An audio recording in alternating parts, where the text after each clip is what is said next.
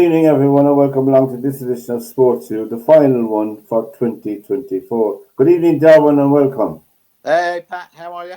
Very well indeed. How are they all over there in London? They're okay, but Man United are losing 1-0. Oh, already? Yeah, Solanke God. scored Uh, after 15 minutes.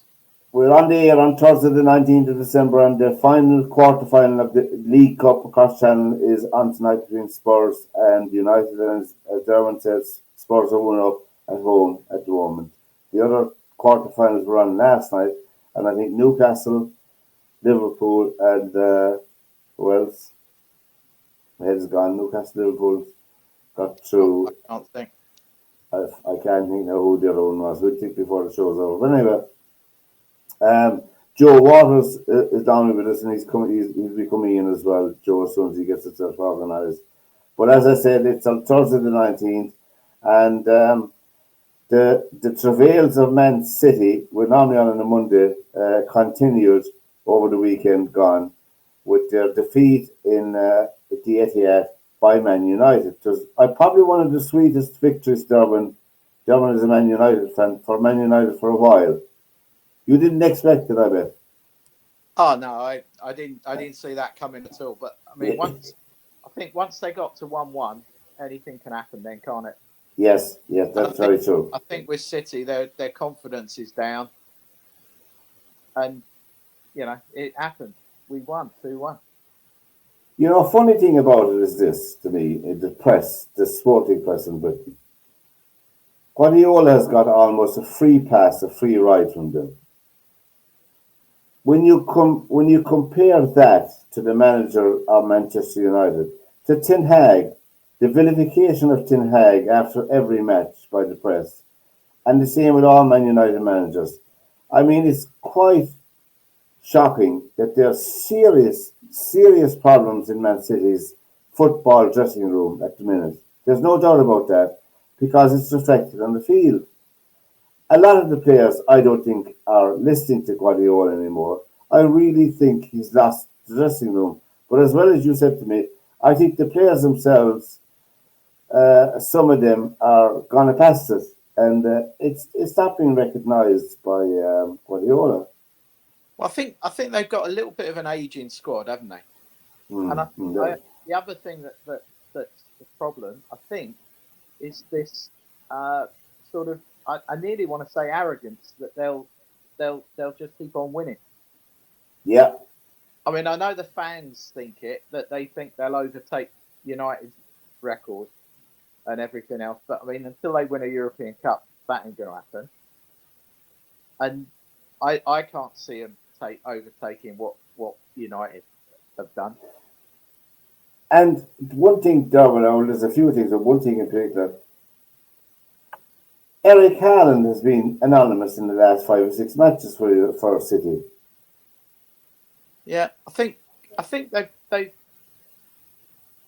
It's hard to say they've got injuries because they've got probably 30 international players, so the injury bit shouldn't really matter, should it? They've got 2 players, if not 3, for some of those positions every week, haven't they? They have, yeah. They have, and they're all internationals. It's not like they're bringing in a 17-year-old kid, is it? No, that's true. And I think you're right about the fact that Guardiola's been treated like a bit of a demigod for the last few years with the press. And maybe they've got an aging team. And I think teams have sussed them out. They have, yeah. I mean, there's no talk about my favourite team of the year, Nottingham Forest, who are now 4th in the table, who are a point ahead of Man City. I mean, the thing that's surprising me at the moment is how bad City are, and also how bad Arsenal are looking. Yeah, well, Arsenal are the other team that have gone through to the semi-final of the League Cup. They beat Crystal Palace 3-2. That was the other team. Arsenal, Newcastle, Liverpool. But I'm just wondering if it's a little bit of what Arteta's learnt at Man City, and perhaps it's not as good as everybody were thinking, if that makes sense.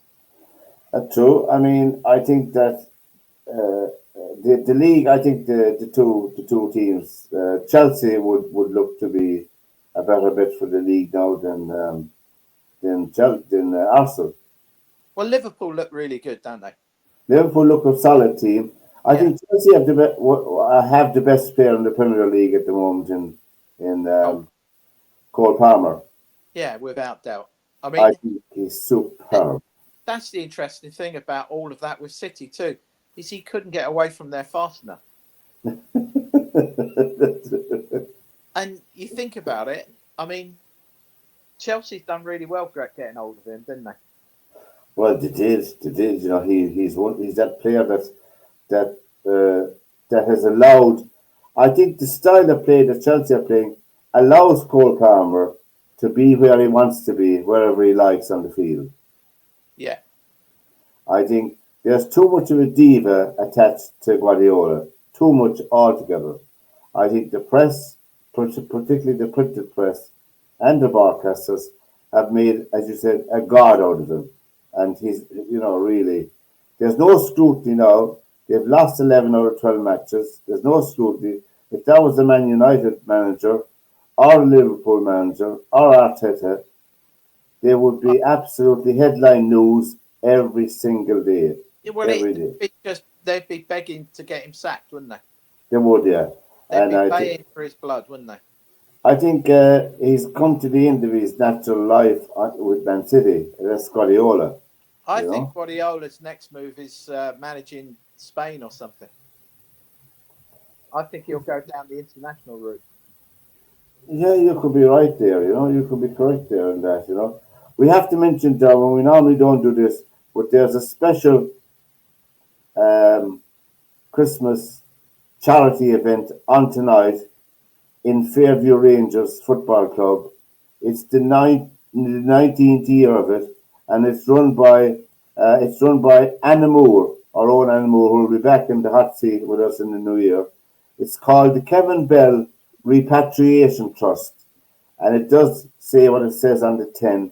The Kevin Bell Repatriation Trust aims to alleviate the financial hardship of bereaved families repatriating the body of loved ones who have died abroad in sudden or tragic circumstances back to Ireland. So that's our charity that Anna looks after and things. And it's packed out every year, which is fantastic news as well, you know.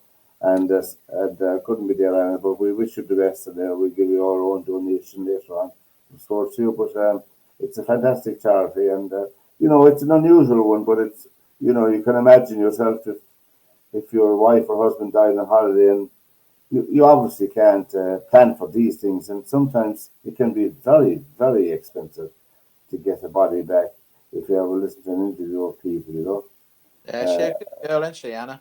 a fair bit, and we hope now to have maybe an interview with Kelly Harrington in the new year as well with her medals. That would be good as well. But Anna, we wish you the best on the night, and don't drink too much now. You have to keep yourself fit for Christmas, Don't have too much. And that's Anna's charity, and the Kevin Bell Repatriation Trust over there on Fairview Rangers, just up the road from Mulgrave Street, where people don't know where it is. Anyway, back to the soccer. And I suppose what we said, I suppose Cole Palmer is the player of the year. In my book, he would be Derwynne in the Premiership. Yeah, I think he's just such a talent, isn't he? Yeah, and I suppose the club of the year in the Premiership up to Christmas would certainly be Nottingham Forest. Forest all day, I think. Yeah, all day long. There wouldn't be any gripe there. Another Especially if man. you think about what they're doing on the budget they're doing. It's it's like a Leicester City Yeah. all over. It's like a Leicester City time. I mean, Last weekend, obviously, you lost two managers, yeah. Wolves and Southampton, wasn't it? Wolves and Southampton, yeah, Southampton, yeah, I mean, they've always had a. I always liked them. I liked them when Matt Letizia were playing with them, and they had a decent team, Southampton. But I mean, I think that's they'll struggle now. I think they'll go down again. They'll probably be relegated. I do think that manager of Southampton was a bit naive, though. He trying to play a level of football that he hasn't got the players. Yeah. Okay, they were exciting to watch, but when you're not winning, you're not winning. And Ipswich had a win last weekend, but I think Ipswich have a good enough about them. I think that to survive in the Premiership. I think myself, Yeah, I'd like Leicester, five. Leicester could be in trouble. Leicester City, Tonight, by the way, the 19th of December, Thursday, in the Europa Conference League, our own club here in the Republic of Ireland, the Shamrock Rovers, are flying the flag for the League of Ireland, and they're playing Chelsea.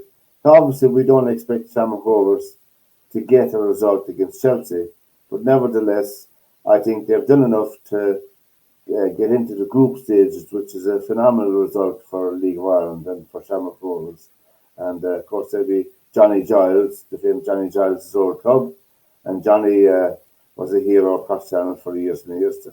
Johnny Giles is still going strong. He's still on off the ball with the sport the soccer show every Wednesday night on News Talk. If you want to tune in and listen to Johnny, and he's as sharp as ever, Johnny. And he was always a straight talker as well when it came to soccer, And he's like myself. Maybe if you was here, we don't like VAR.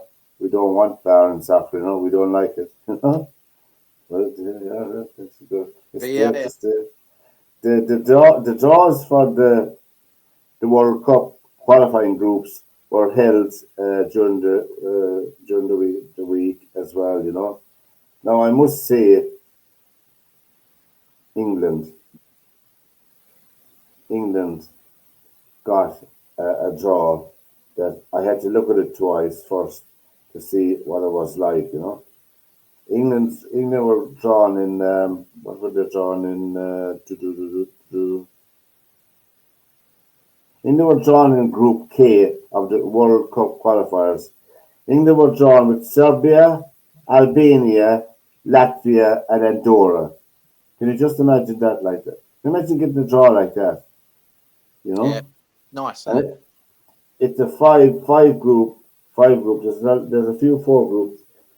I'm afraid the Republic of Ireland are in with Portugal, Hungary, and Armenia. Now that is a very tough draw for Ireland, but it goes to the seedings. So therefore, if you're not performing, you're in. This is what happened to Scotland. And we look at the home nations, as they say. Scotland are in with Denmark, Greece, Belarus, and Scotland. A tough enough group as well, But Scotland are playing well, in my opinion. And then you have Northern Ireland, who are in with Germany, Slovakia, and Luxembourg. Three tough teams. Yeah. Well, you know. And Wales, where are Wales? Where do I see Wales? Sorry about oh yeah, they're in Group J. We talk about these in the New Year as well. But Wales are with Belgium, North Macedonia, Kazakhstan, Liechtenstein, and Wales. They have good travels around Europe and then they get to know all these new countries. So that's They, Wales. Wales got a chance in that. They have, they have. But England's group are England's group with Thomas Tuchel in charge. Remember, Thomas Tuchel is in charge of England now. Yeah, I So mean, they don't qualify out of that group. He could be the shortest reign of an England manager, couldn't it? oh well, really, even Gareth Southgate at his worst defensive Yeah, self would qualify the team out of that. you'd think But so. you would think so. Except, the Formula One season came to an end with the winners of with Max Verstappen winning again, and well, he's a good driver. He's a good driver, but he's the best car. But there'll be changes down Formula One for this year with Lewis Hamilton going back to Ferrari. So I still think he's a class driver myself, Lewis Hamilton. And he won. I think he won a good few Grand Prix this year. I In think the car. I think Verstappen's got a little bit of a nasty streak in him, though, isn't Oh, he has, yeah. Which I think everybody needs at the top level of their sport. he? Yeah, but Yeah. I think some of his antics are a little bit dangerous at 200 miles an hour, isn't it? Yes, yes, yes. No. We have talking about World Cups and qualifying for the World Cups, Derwynne. You may not enjoy this one, but I think you should if you enjoy soccer. Only once in the previous 9 meetings between these sides have the Republic of Ireland been successful. It was a long time ago in 1949. Great day for the Irish, and one of the heroes of 1966 has undone his own country. Jack Charlton has taken the Republic of Ireland to an historic victory. Well, Jack Charlton, a marvellous result for the Republic, but I wonder if you have slight mixed feelings as a World Cup winner with England in '66. No, I've no mixed feelings at all. It was a very long, hard game to watch for us when we scored as early as that and had to hang on to a goal as long as that we did. And it makes it a long, long game. Yeah, poor old Jack no longer with us. I remember that. I remember that day, all right. We had one of the smallest men on the field scoring the goal against England, you know. and an English manager. But Jack was a pragmatist. And he came to Ireland at the right time. And I don't mean at the right time, I don't mean that. But he was a good organiser, of course. He was a good defender himself, you know, Jack Charlton. So he sorted that out for Ireland right on, you know. I think we played to our strengths, you know. Yeah. We played to our strengths. And mightn't be the most attractive football, but I think that he got the results. He said it's a results-driven game, and no matter what you're playing, you know, and it's getting points on the board, and it's not a beauty contest. I'm not here to satisfy the sports writers or the commentators. I'm here to get results, you know. But, His son did a really good documentary a few years ago. Yeah? When his dad first got dementia and everything. Yeah? And in the program, I'm sure it's on YouTube, but in the program they showed lots and lots of notes that Jack Charlton used to make. And even in the notes, none of it is, like his son was saying, none of these notes make any sense. The only person who will understand these notes is my dad. He said, because some of them are on the back of bar receipts that he was given to the FA of Ireland to claim his expenses back, and they gave them back to his son for the programme. On the back of it, all sorts of strange messages like "get rid of it" and like "kick it," and all sorts of just bizarre comments. But he said the only person who will make any sense out of these would have been my dad. The context of it, yeah. There's no doubt he was a god in Ireland, and he never had to put his hand in his pocket. Even when he retired, and he used to love fishing, and he used to fish a lot up in County Mayo, you know. And one day he was up there. There was a competition, and he went into the bar, and he said, "Around for everyone." You know, there was a competition on, around for everyone, and they were drinking for a couple of hours there, and then the owner of the bar, he said he went to the owner of the bar to settle up the account at the end. You know, Jack Charlton, and wrote out a check and signed the check. And your man said, "I'm not going to cash that, Jack. That's on me," you know. And the check is still there today in the frame in the bar. I think I've told you this story before, but on the Sunday morning after the '66 World Cup final at Wembley, he woke up in some stranger's house in the East End of London. Oh, yeah. With his medal in his jacket pocket, not understanding whose house is this, who am I, who are these people? Yeah. And got the bus back to the hotel at Lancaster Gate in the West London. And he got the bus and this is the day after the World Cup victory. Hey, Joe.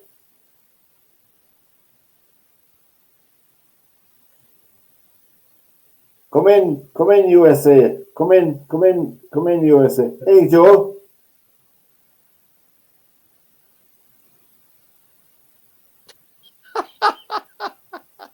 Joe, what have you done? Are you standing on your head? Up a bit. Oh, lower. That's it. That's good. Yeah, we have you loud and clear, Joe. Clear this end. It looks like he's going to have a pee on the iPad, doesn't he? In colour. Is this really Yeah. Leicester's midfield general?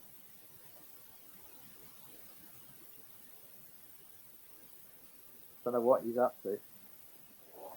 Anyway, Joe, if you can hear us, we were talking about Jack Charlton. We showed a little clip of Ray Houghton scoring their famous goal against England, and we're just a bit nostalgia. And Jack Charlton obviously was managing Ireland. And you said, Derwynne, that there was a documentary done by his son, Jack's Yeah, son, it's all on about him. Jack's dementia and stuff. Yeah, And it shows lots of notes from when he was the manager of Ireland. yeah. And it's a great program. It's on for about an hour. That's going to be very interesting. And he sits there and he's talking to his dad about the '66 World Cup. And there's parts of it that he goes, I don't know what you're talking about. And then all of a sudden he'll remember the weirdest thing in the program when Martin Peters scores that goal and the ball's wandering across. He actually remembers that like it was yesterday and goes, I'm going to swear in a sec, but he said I was shitting myself because the ball's lobbing over towards me. He goes, I've got half an empty goal and all I've got to do is head it. He said, and before I can start even thinking about it, Martin Peters pops up and knocks it in the back of the net. He goes, no, I'm sort of run away thinking, fantastic, oh great, at least I didn't miss it. And then in the next question, he'll be asked another question, and he's got no idea what you're talking about. Yeah, yeah. It is one of those diseases, dementia, which is appalling. You're sideways now, Joe. All right.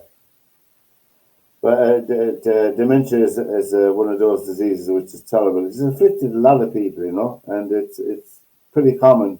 And they don't know. I mean, they don't know what is the actual cause of it. And now, obviously, with soccer players or any contact sport, that would be a contributing factor. Yeah, you're perfect now, Joe. We can see you. You're perfect. Can you hear us? Can you hear us, Joe?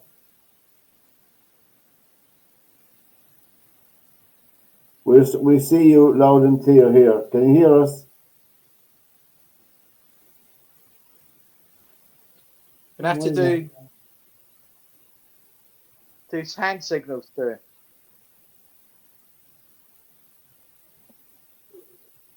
You're pretty time here. Oh, he's gone sideways again. He's having operators there, isn't he? Hey, Yeah. John. He came on there, got some volume then. Yeah, we have we have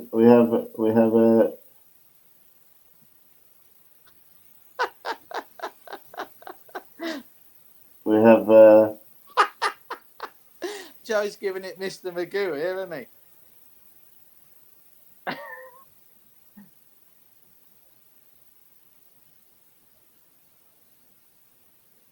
I've just pointed at my ear. I don't know if he knows what I'm saying. Can't hear you. yeah. But the piece about Jack is you think to be found on YouTube, that documentary with his son. On YouTube, yeah. If you put Jack Charlton dementia program, I'm sure it'll come up on YouTube. Yeah. All we need now, Joe, is sound.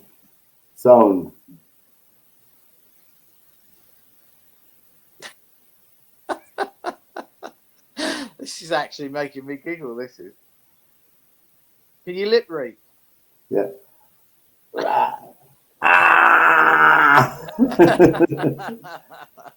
Now we have a yeah. 301. Now, can you hear us though?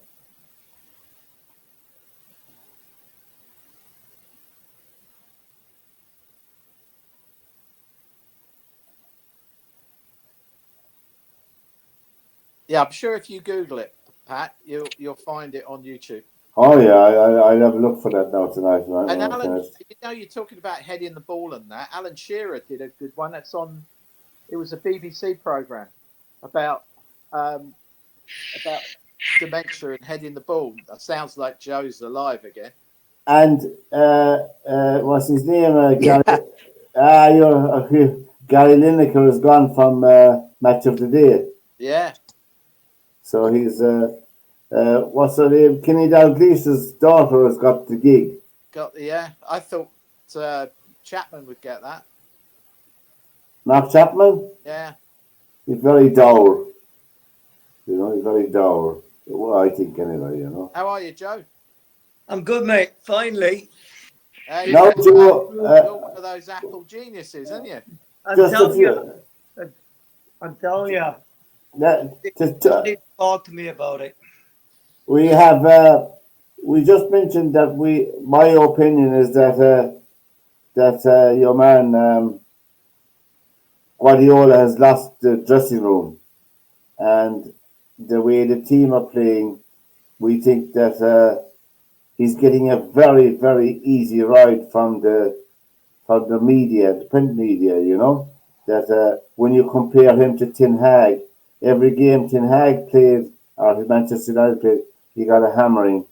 And now Manchester United are playing rubbish, really, for the last 10 or 12 games, and he's getting a very easy ride from the media in Britain, Well, I mean, the reality is that 5 championships, a couple of FA Cups, League Cups, Champions League gives you the right to have a bad time.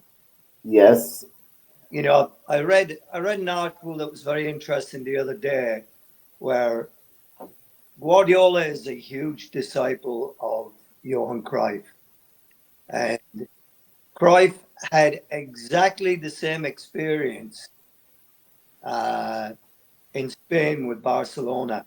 Yes. I remember when he was managing him, yeah. Right. But the biggest difference in Barcelona at the time was that Cruyff was at loggerheads with the board, and Guardiola is not.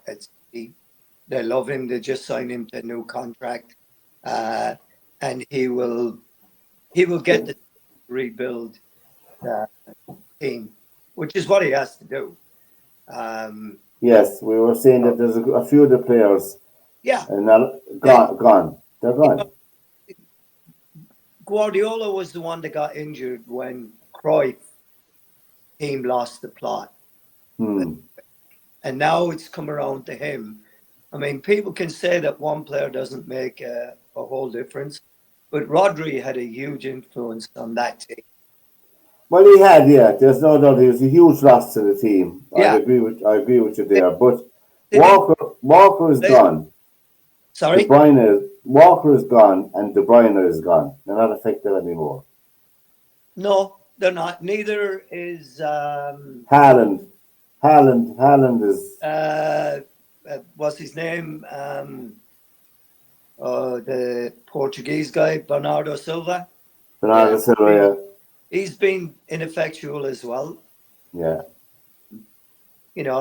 So it's the wheels have all come off at the same time for them. Yeah, yeah. And it's going to be a big rebuild for them. You can turn around and say, well, they didn't do this, or they should have done this, or they should have kept Cole Palmer and what have you. But maybe the reality is that they had to sell all those academy guys so that they were making a profit to sustain what they were able to do in the transfer market. Well, the financial problems are not over outside of the playing field. There's that big, huge thing hanging over them still. They are hanging over them, but yeah, if anything was going to happen, you would have imagined that it would have happened by now. That's true. Yeah, there's no decision on that yet. And will that hamper them now if they have to go to the market in the new year? I don't know. To be honest, I don't think it's going to affect anybody that's going to want to go to Manchester United or Manchester City, sorry, Yeah. they're a proven club, and for as bad as they are, they're still only a few points away from where they were at this point last year. Yeah, they're a point behind Nottingham Forest in fourth place, which, in my opinion, I was saying down early on that they're the team of the Premiership up to now, anyway, up to Christmas. Nottingham Yes, Forest. yeah, but going back to City, when City played United at the weekend, Yeah. they're 3 points behind where they were at this stage last year. Mm. So, in the space of 2 minutes or a few minutes, that whole thing changed because they're winning the game 1-0. And all of a sudden, it's going to be different with 3 points. So, how a team, and I know how it happens because I've been in teams that it's happened to, Yeah. can go from being a top competitive team, from being top of the league to eventually ending up just avoiding relegation. And it's a very hard rock to push back up the hill once you start losing. Yeah. Yeah. That's very true. You've really got to have players with strong character, and they're going to have to really dig deep. And they don't seem to have that right now. I mean, John Stones hasn't been playing for a while. No. He's been a loss to them. Like you said, Walker. I mean, that what Walker did on in the Derby match when he went head to head with and then he goes down like he's been shot. I mean, that's just a disgrace. That was appalling. He should have got a red card for that. He should have. Yeah, he should have. And then, I don't know what Honan was doing, but I mean, Walker did deliberately trip him and stop him from getting to the ball. He did, and then he pretended to be injured or to get a headbutt, which is appalling altogether. Yeah, but then Hoyland needs to stay away from that, not retaliate and be stupid. Yeah. And let the referee deal with it. Very true, very true. And in the UEFA Conference League matches are being held tonight, of course, the 19th of December.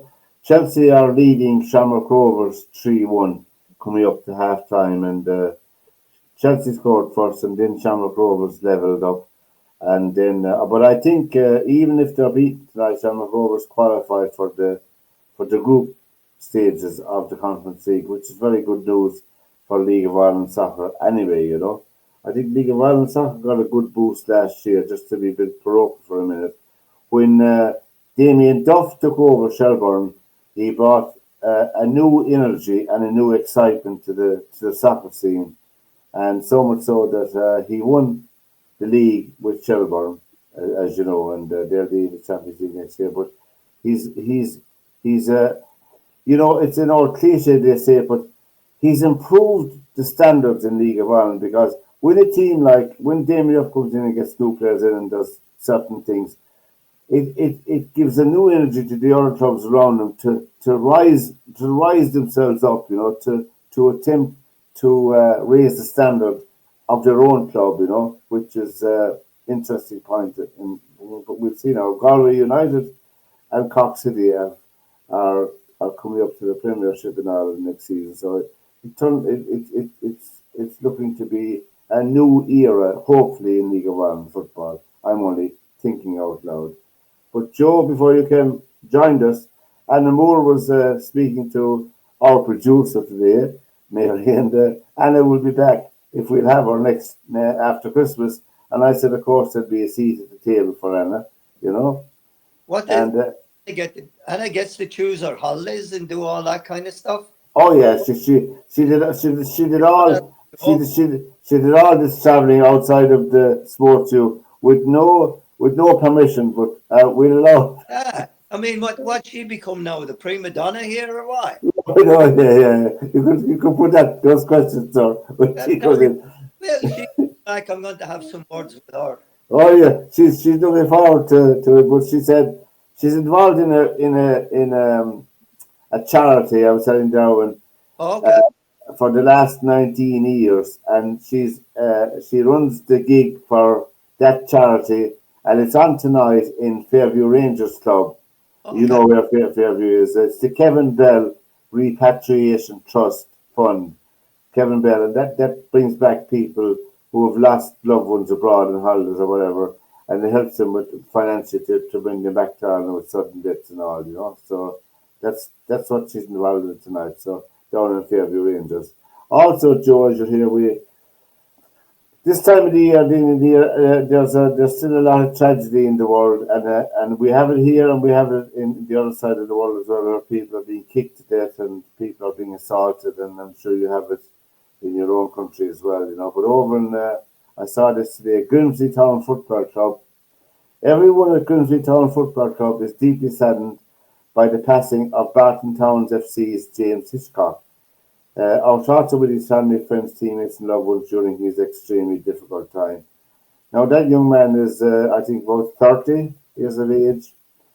He was kicked to death at the railway station on a night out, you know, which is an appalling way to die, you know. Appalling way altogether. He leaves behind a wife and a child. Just remember a fellow footballer this time of the year. I can't imagine, I just can't imagine how people get over things like that. It was like the woman in Cork 3 weeks ago. She was queuing up. She's a homeless woman. She was 36 years of age. In the middle of the day, now this was night, in the middle of the day in Cork City, she was queuing up for food, where a feeding station for the homeless, and she was pulled out and she was assaulted and kicked around the place, and she died 2 days later in hospital. You know, I don't know what is the cause of it. I don't know why it goes on. I'm just I can't understand it myself. You know, it's just one of those things. You know. Well, Uh, I can't understand it. I mean, I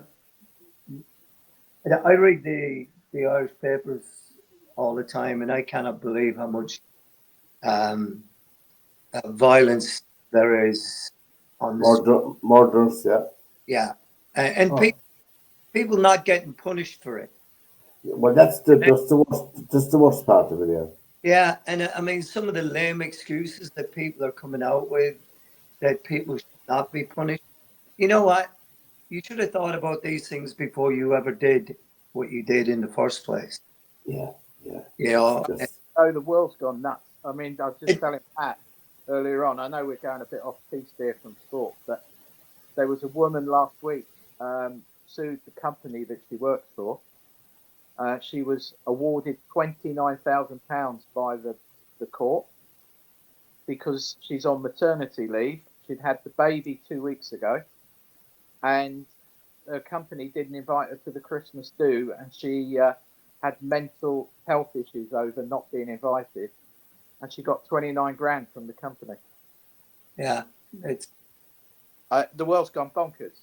yeah, yeah. well in other ways it has. The Gary Lineker has gone now for match of the day for the New Year, Joe, I saw that. Yeah, and Kenny Dalglish's daughter has got the gig. right. So I think she's one of the good ones, and she knows her football, and she'll be a loss to Sky Sports. There's no doubt about that, you know. And Yeah. Well, I've always liked her. so you have Kenny Dalglish's daughter now, and you have Gabby Logan, and you have Alex Scott on the BBC, all women talking about men's soccer, whatever way you put it, you know. Anyway, that's the nature of the game today, I suppose. Anyway, we look back at a bit of that nostalgia. Yeah. I mean, it's Uh, not the game; it's the nature of TV. You know. it's the nature of TV, yeah. Yeah. That's true. Be very honest. You know. Well, I don't know, do you watch the ESPN soccer one with Michael Richards and that lady and Thierry Yeah. Henry? Yeah. I love watching that. Yeah. I just love the banter, you know. Yeah. I I just mean, I think I don't think there's anything wrong in having women involved in soccer and what have you, but you know, to me, sometimes it's like talking out of two sides of your mouth. You know, women's soccer commentators, there are no men included in it. They're all women. No. And you know, do they all have to be blonde to be on television? Well, apparently so. And you know, you can listen to people talk about men's and women's soccer. Yes. What's her name? Hayes, that was the manager at Chelsea. Yes. Which again, I find that woman, I don't have any time for her after what she did to the Arsenal coach a few months ago. But you know, in one instance, she's turning around and she's saying that they're completely different games, men's soccer and women's soccer. Yeah. But she wants equal treatment for both of them when one is nowhere near as entertaining as the other.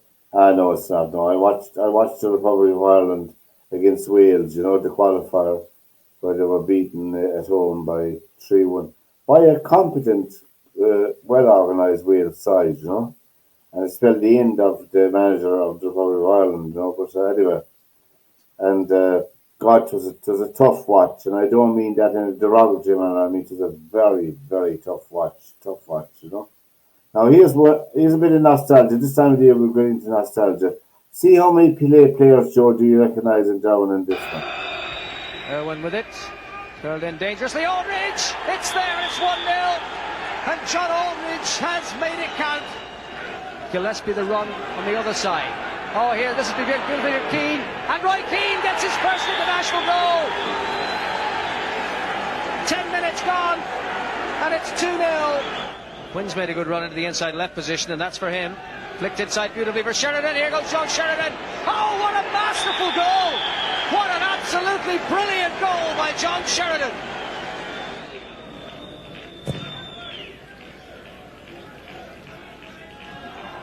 Quinn won that standing still. Aldridge on towards Townsend. And still Andy Townsend. Yes, 4-0. History is made.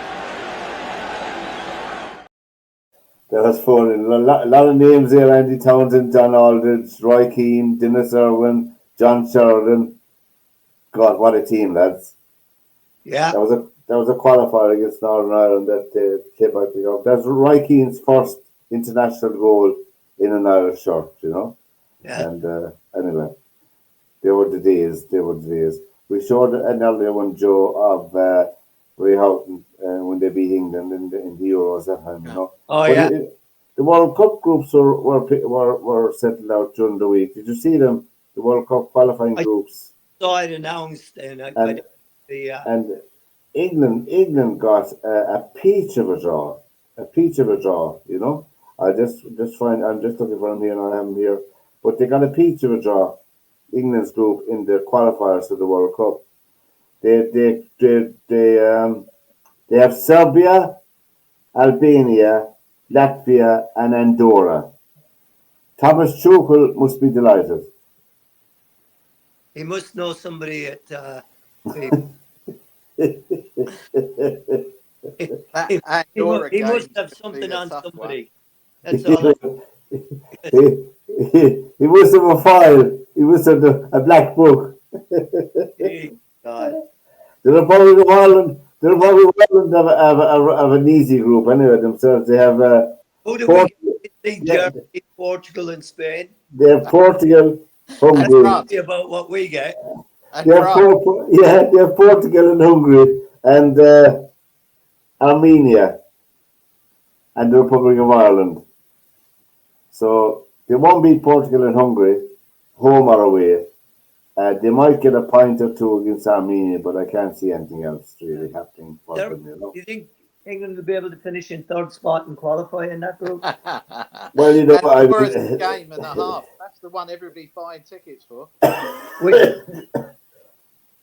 There's 5 teams in that group: 3, 6, 9, 12. There's 12 groups. 1, 2, 3, 4, 5, 6.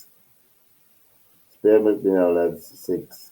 There's 6 of the groups with 4 teams, and 6 of the groups with 5 teams. That's 59. So you know. Where's World Cup going to be in? Where's the next World Cup, lads? America. It's in the US. America, And then when's the next one after that? Where's that at? That's in Saudi. Saudi. Is it? No, Spain and Morocco. Saudi Spain. More, isn't it? No, Spain and Morocco. Spain, Morocco, and Portugal, isn't it? Yeah, and then Saudi Arabia. So what FIFA have done by giving it to Spain, Portugal, and Morocco, they've taken 3 countries out of the running to host it themselves. Yeah. And that's how Saudi Arabia gets it. And it's going to go back to being now a winter World Cup again. Yeah.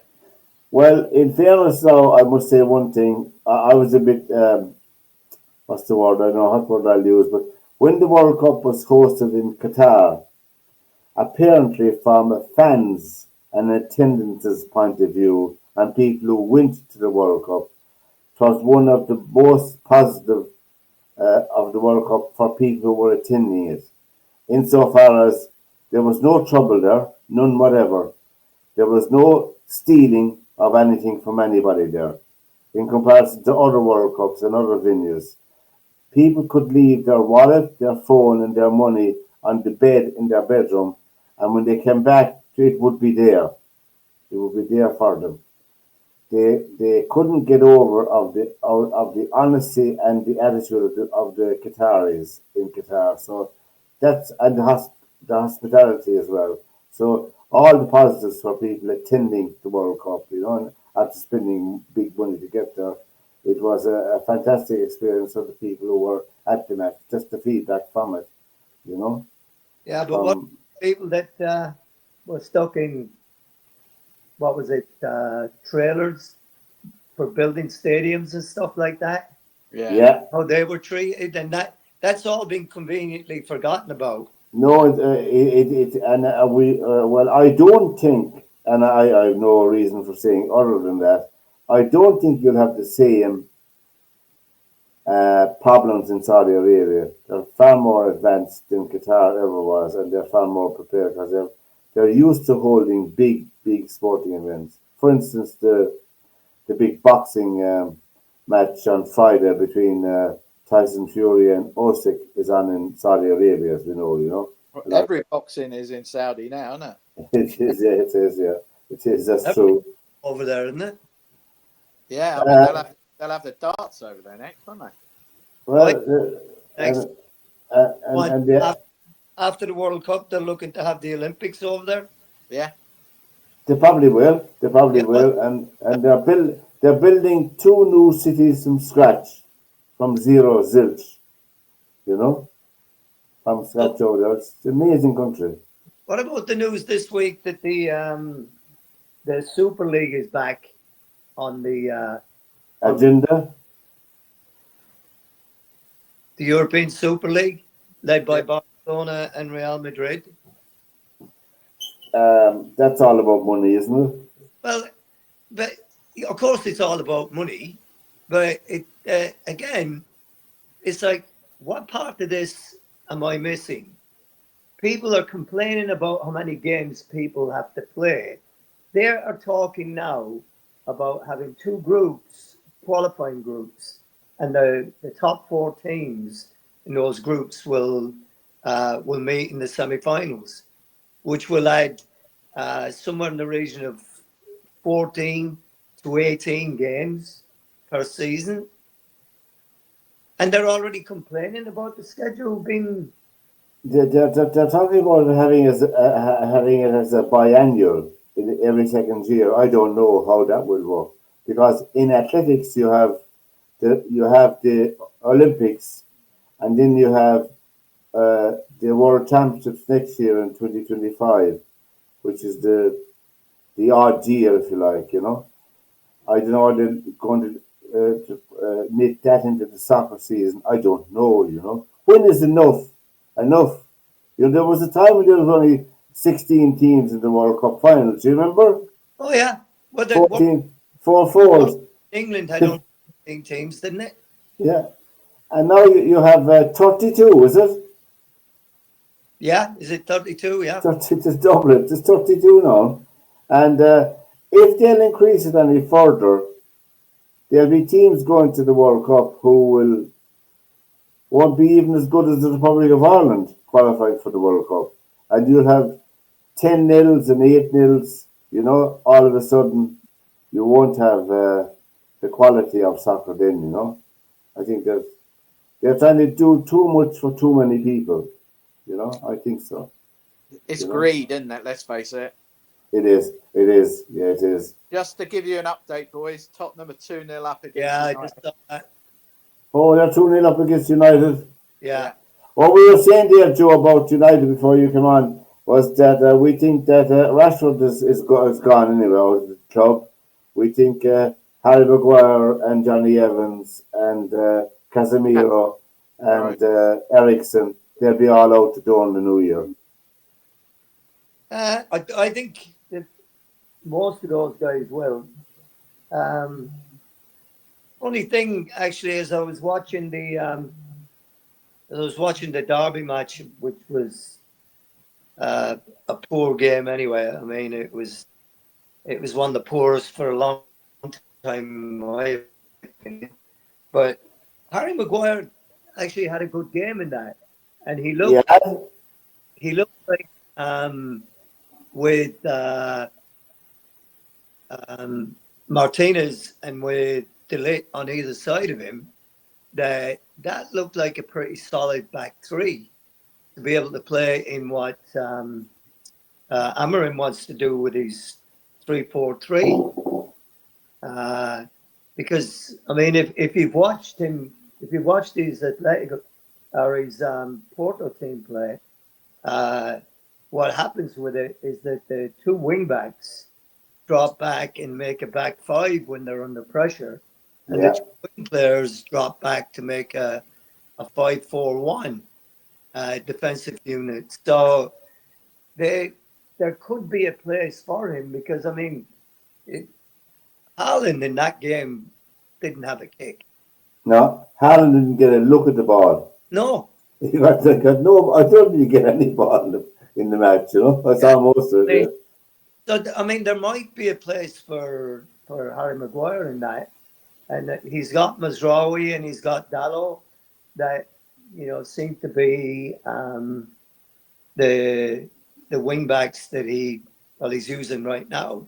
But this Malacia guy that hasn't played for a while, he might be a surprise package when he comes back and he's fit, because he was very highly thought of before he got injured, so he could fit into the wing back position. I think Luke Shaw will be another one who's got a question mark on it. Oh yeah, I mean, just for the fact that he hasn't played for. Yeah. Well, he'll be out. He'll be out the door as well. There's no doubt about that, you know. I think the other one that's got a question mark sitting over his head now is Mason Mount. Yes. He picks up injuries faster than I pick up a bag of crisps.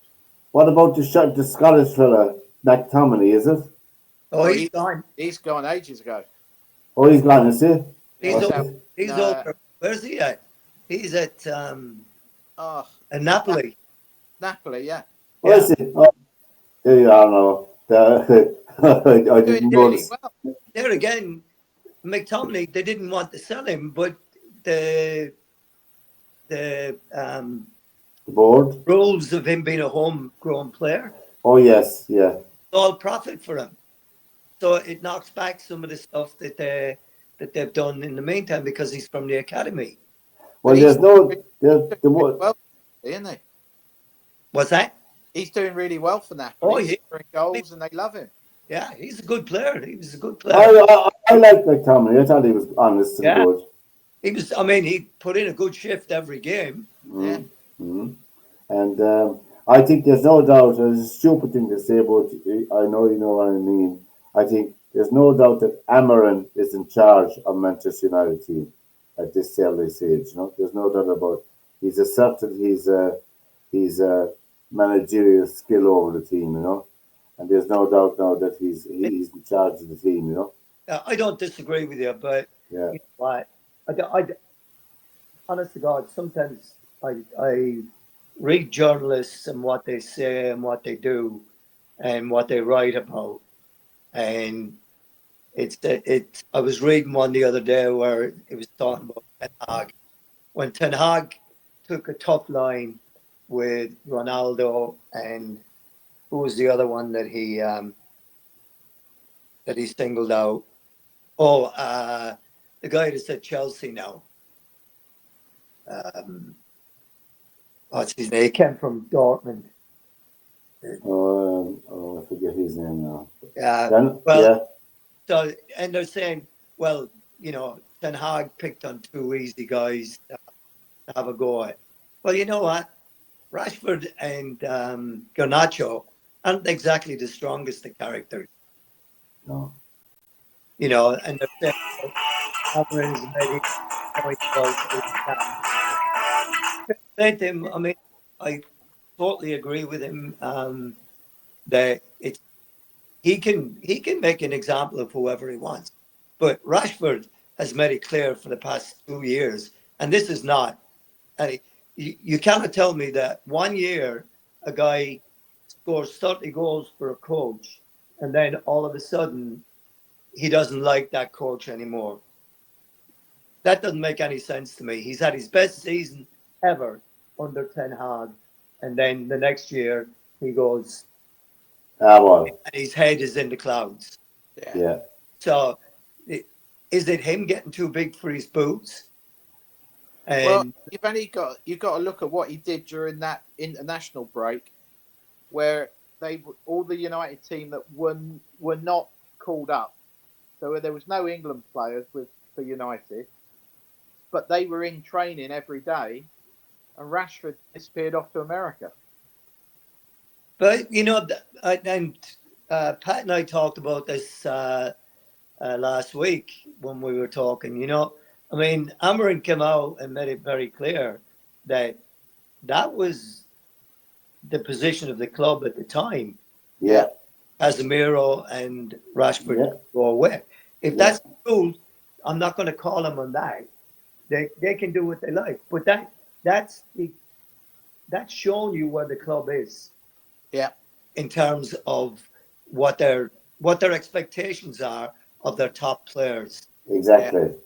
You know, I'm telling you, if I was Rashford and Casemiro, and a new gaffer had just come in the door, and I wasn't on international duty, I would have been back training. Yeah. I'd be back there every day. Every day. Yeah. And sure.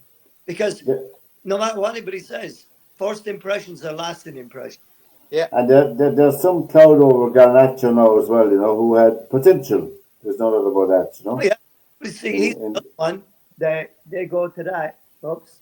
United are 3-0 down. Oh my goodness, it's a slaughter, is it? Yeah. Well, the rumour is that Garnacho turned up at the team hotel for an away match, not in club uniform. Or, I mean, he wasn't in the official dress as such. Right. And apparently Rashford for the same game turned up something like 45 minutes late to the hotel. I mean, when you consider the amount of money they're getting from the club and not to have a discipline built in with it, I think Amarin, on the face of it, is doing the right thing. Oh, he is. I mean, you've got to reel it in. I mean, he's the new sheriff in town, so he gets the rules, and it's my way or the highway. And it's no, the point I was making is that, you know, Amarin does it, picks on a couple of players, and he's getting it going in the right direction. He's making a statement. Ten Hag did it, and he's been slagged off in hindsight. So I just don't see it that way, you know, all the way around. But what he's doing is correct. Yeah, and before you came in, myself and Derwynne were speaking about the Premiership year. We were suggesting that the team of the Premiership so far up to Christmas is Nottingham Forest. Yes. And we said that we suggested the player of the year so far is Palmer from Chelsea. Yeah, I agree. And you know, it's funny because you and I talked about this a week or so, or a couple of weeks ago. Yeah. we talked about Nuno Espirito Santo, right? Yeah.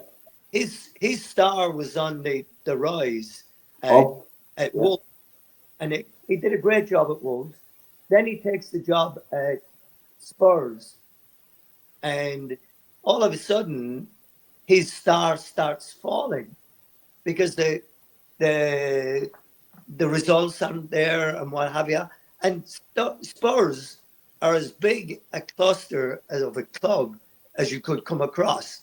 They're Yeah. so inconsistent. They can throw out results like this. Yeah. Man United and beat them 3-0 and have a great win at City 3-0. And then they can go out and get dumped on.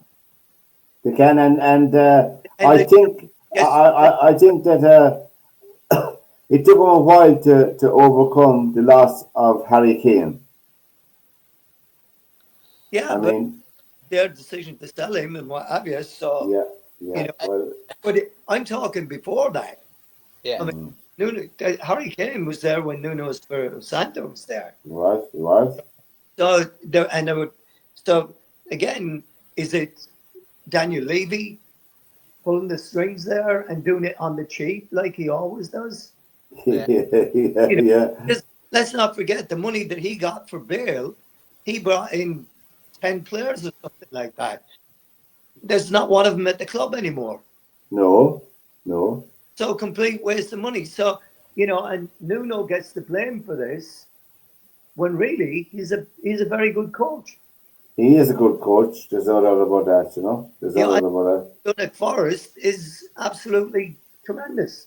I wonder will Forest be capable to stay at the top four for the rest of the Premiership? To be honest, I don't think so. Derwynne, what do you think? No, I think they'll run out of players, won't they?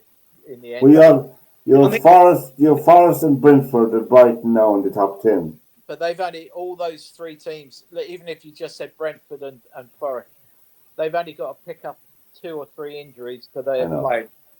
And yeah, I suppose they have a run in the FA Cup. So would the team like Chelsea be a dark horses for possible honours? I think so. Mm.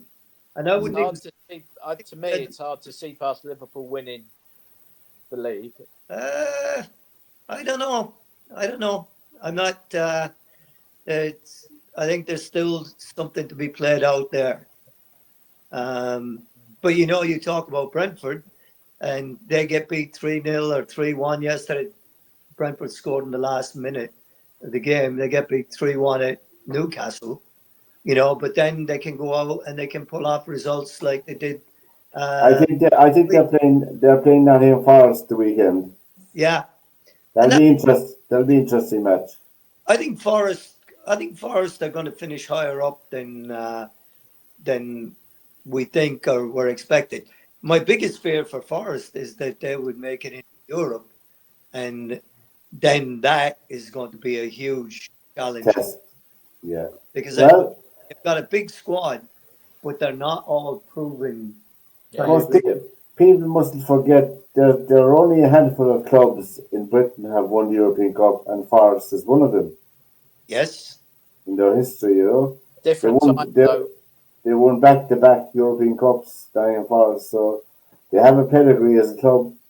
Yeah, but hang on a second. You also have to understand they won the Cup with the first £1 million footballer in Britain. Trevor France. So it wasn't like they weren't able to spend money. They had Peter Shilton in goal. They had Bertels was up there for one of them, I think. Gary Bertels great there. And then Martin O'Neill. Trevor Francis, John Robertson, who cost them nothing on the other side of it. Larry Lloyd and Kenny Burns, absolutely. Their careers when they went to Forest were revitalised when they went there. So you look at what they had. Archie Gemmell was there. Martin O'Neill was there. John McGovern was there. So it's but you're right. I mean, it's different times now. They had Hans Seegers. They had Steve Sutton. They had Des Walker. Yeah. Terry Wilson. Oh, they had they had Viv Anderson as well. They had Yeah, Stuart, yeah. Stuart Pearce, Stuart Pearce, but he wasn't in those teams. Gary Mike Parker. Clark, the left back, wasn't he? Or was it Barrett or was it Clark? Nigel Clark, Clark. wasn't it? Paul Wilkinson, Tommy Gaynor. Oh God, he was an Irish fella. I remember seeing City play or Forest play in the League Cup final at Wembley. They were forget who they were playing now. But I remember Barrett being left wing. Oh, Ian Boyer was in that team. Ian Boyer, yeah. And Tommy Gaynor from Limerick played with him sometime. Yeah. Wasn't that time, was it? Yeah? He played, didn't he score the winning goal in one of the League Cup finals that they He won? did, yeah. Tommy Gaynor and Tommy playing. That final you're talking about there, at Wembley.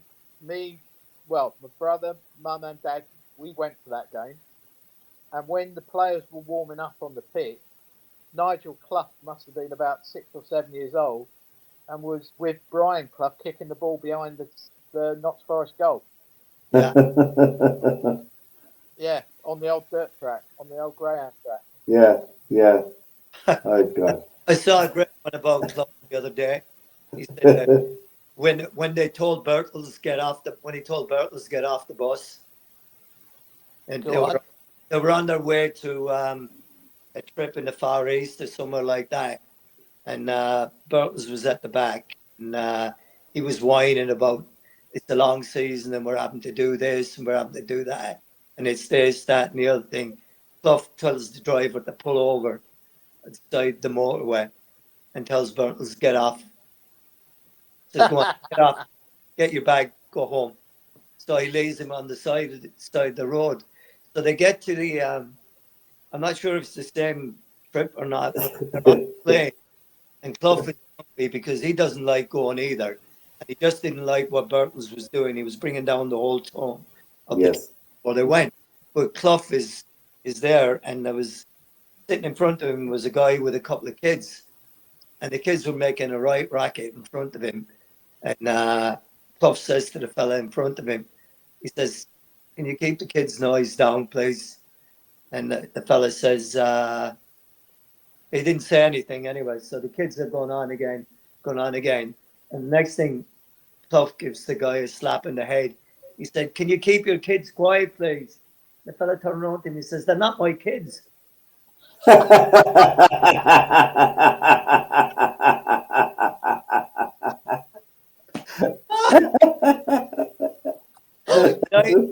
Back in it, 3-1. 3-1. Okay, lad. Yeah, we're ready for a sports collapse. Oh, yeah, 3-all.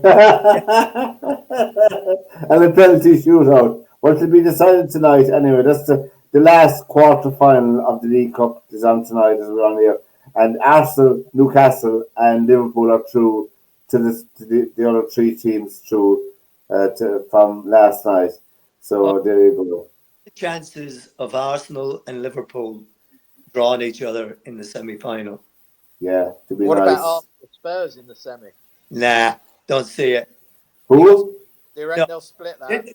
This is shades of when we played in the semi-final of the Cup in '74. There was Newcastle, Burnley, Leicester, and Liverpool, and we got Liverpool. Newcastle, Yeah. the final.